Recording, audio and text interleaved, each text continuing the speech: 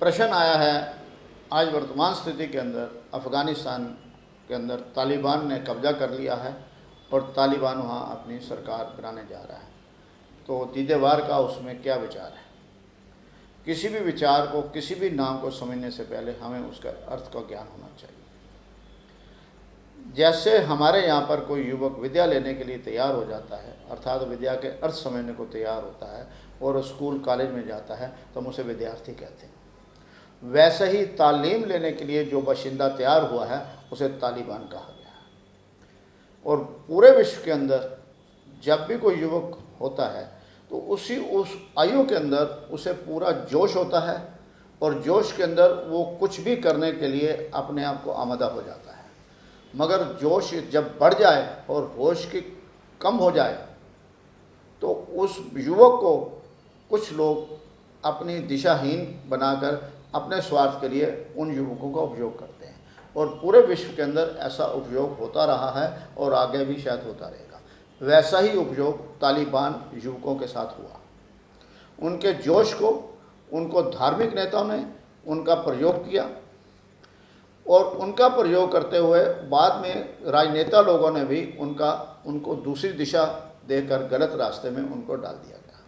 मगर उनको बताया गया कि ये रास्ता आपके उद्देश्य की पूर्ति करने के लिए है। जिस सोच से वो चाह रहे थे वो अपने आप को, अपनी ज़रूरतों को, अपने आदेश को, अपने विश्वास को और अपनी धार्मिक विचारधारा को उन्नति के लिए ही उसका उपयोग करना चाहते थे। मगर कुछ लोगों ने उन्हें दिशा विहीन कर दिया और वो दिशाहीन हो गए।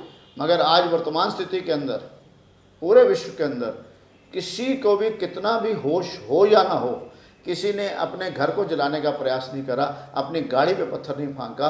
आज भी तालिबान युवक जो है वर्तमान स्थिति में वो अपने देश का मालिक बन गया है। कितने कई सालों वर्षों के अंदर उन्होंने कई आतंकी घटना करी हैं जो किसी भी प्रकार मानव जाति के लिए, हित के लिए नहीं हो सकती।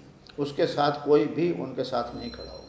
मगर दीदेवार का यकीन ऐसा है कि आज से जब से ही कभी भी कहीं पर भी विश्व के अंदर सत्ता पलट हुई है वह मारकाट हुई है। मगर तालिबान ने सत्ता पलट हो गई और कोई किसी प्रकार का कुछ मारकाट नहीं हुआ और बड़े सहमति से और शांति से हो गई है। और उन्होंने प्रथम जो अपना बात कही है कि हम शांति चाहते हैं और किसी को भी इस देश को छोड़ने की आवश्यकता नहीं है। मगर जो इस देश को छोड़ना चाहते हैं हम उसे सहयोग देंगे। हमारे भारतीय भी अगर हमारे पास आए हैं तो उनका सहयोग था, उन्होंने रोड़ा नहीं अड़काया। ये एक बात हमें उनकी इसको लेना पड़ेगा। मगर उनका जो उनके बारे में पूरे विश्व के अंदर प्रचार है वो कितना सही और कितना गलत है ये उद्देश्य नहीं है। मगर उसके लिए हर एक के अंदर एक इंटेरोगेशन है, शंका है कि ये जो कह रहे हैं कल इस पर चल पाएंगे कि नहीं चल पाएंगे। निश्चित रूप से दीदेवार को यकीन है वो चल पाएंगे।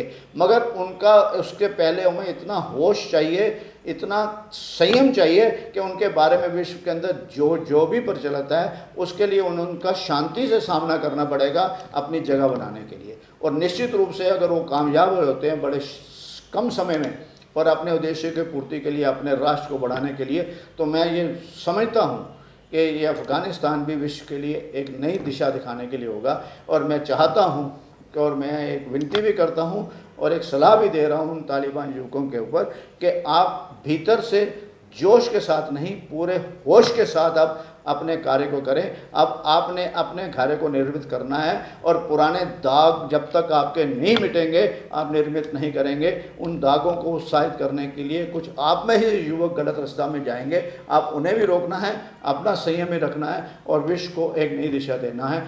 ये दीदेवार का एक विश्वास है।